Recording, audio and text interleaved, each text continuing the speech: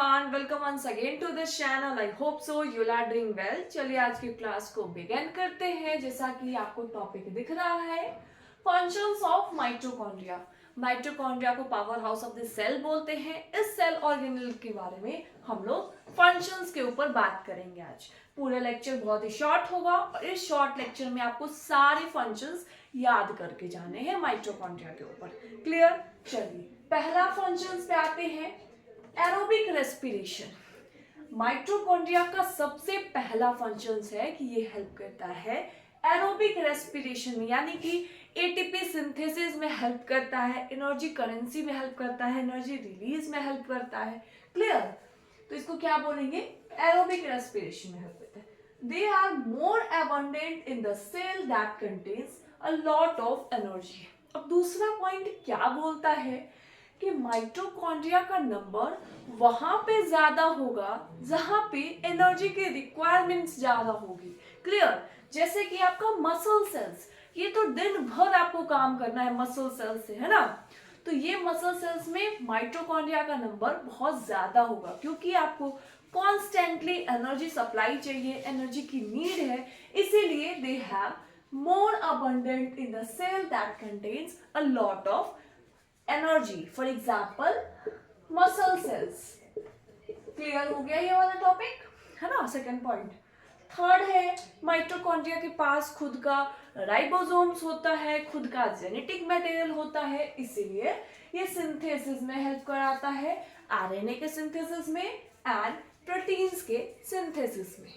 Clear? चलिए अब बात करते हैं फोर्थ पॉइंट के ऊपर कि माइटोकॉन्ड्रिया का एक और मेजर फंक्शंस है कि ये 13 डिफरेंट पॉलीपेप्टाइड चेन्स के सिंथेसिस में हेल्प कराता है, जो कि वेरी वेरी इंपॉर्टेंट फंक्शंस होता है, माना जाता है ना।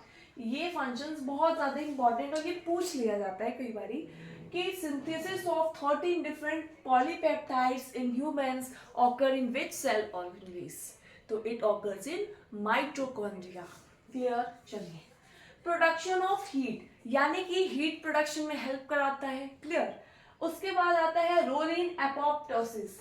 एपोप्टोसिस का मतलब क्या होता है? प्रोग्राम सेल डेथ होता है इसका मतलब। तो इस चीज में आपको माइटोकॉन्ड्रिया हेल्प कराती है। ये अभी मैंने आपको फंक्शन सिर्फ बेसिक बेसिक बताया है, अब सब पे डिटेल में अच्छे से बात करेंगे कि एपोप्टोसिस में कैसे हेल्प कराती है, क्या करती है, ऐसा क्या मैकेनिज्म फॉलो होता है जो प्रोग्राम सेल डेथ कराती है। तो ये सारे फंक्शंस के ऊपर हम लोग डिटेल बात करेंगे। अभी आपको बेसिक जानना है कि हाँ ये सारी चीजें कराती है, इसका फंक्शंस में एड ऑन होता है ना? अब आते हैं रोल इन कोलेस्ट्रॉल मेटाबॉलिज्म। इसके एक और फंक्शंस ये भी है कि ये हीम के सिंथेसिस में हेल्प करता है, जैसे कि हेमोग्लोबिन। हीमोग्लोबिन जिसको आप बोलते हो, हीम पार्ट से मिलके बना होता है एंड ग्लोबिन पार्ट से मिलके बना होता है। तो जो आपका हीम पार्ट है ना, हीम पार्ट कहाँ पे सिंथेसिस होता है? तो हीम पार्ट जो है वो आपका माइटोकॉन्ड्रिया में सिंथेसाइज होता है। क्लियर?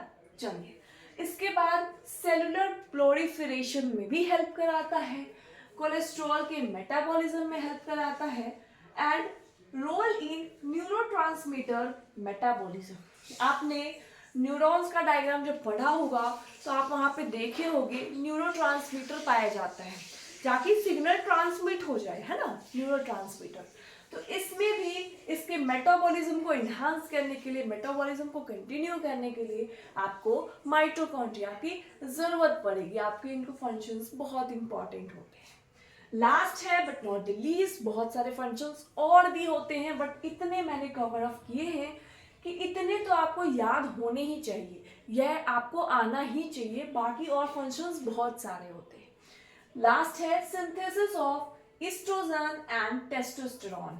अब male sex hormone, female sex hormone के सिंथेसिस में भी ये हेल्प कराता है। अब आप जानते हो हार्मोन सीक्रेशन में एनर्जी लेवल कितनी ज्यादा लगती है, तो माइटोकॉन्ड्रिया का नंबर ऑलरेडी इंक्रीज आता है और इसका फंक्शंस भी बहुत ज्यादा इंपॉर्टेंट होता है। चलिए एक बार हम इसके पूरे पॉइंट्स को रिकैप कराते हैं। फंक्शंस ऑफ माइटोकॉन्ड्रिया में पहला मैंने बोला आपको एरोबिक रेस्पिरेशन कराता है ना? क्योंकि आप जानते हो energy currency of the cell है, तो जाहिर सी बात है कि एरोबिक रेस्पिरेशन तो कराएगा ही। उसके बाद मैंने बोला कि ये हीम के सिंथेसिस में हेल्प कराता है, सेलुलर प्रोलिफरेशंस में हेल्प कराता है। इनके पास 13 डिफरेंट पॉलीपेप्टाइड चेन्स की सिंथेसिस होती है, सारे माइटोकॉन्ड्रिया में ही होती है ना। इनके पास इनका जो नंबर है वो इंक्रीज हो जाता है, जहाँ पे आपकी एनर्जी डिमांड ज़्यादा होंगी वहाँ पे ये नंबर अपने आप इंक्रीज हो जाता है। इनका फंक्शंस प्रोडक्शन ऑफ हीट होता है, रोल इन एपोप्टोसिस होते हैं, प्रोग्राम सेल डेथ में होता है, न्यूरोट्रांसमीटर के मेटाबॉलिज्म में भी होता है। आई होप आपको फंक्शंस ऑफ माइटोकॉन्ड्रिया पूरा क्लियर हो गया होगा। जितने मैंने कराए हैं ये बेसिक फंक्शंस है और ये आपको आना ही चाहिए। टिल देन आप इसको रिवाइज कीजिए और नेक्स्ट वीडियो के लिए, नेक्स्ट पार्ट के लिए वेट कीजिए।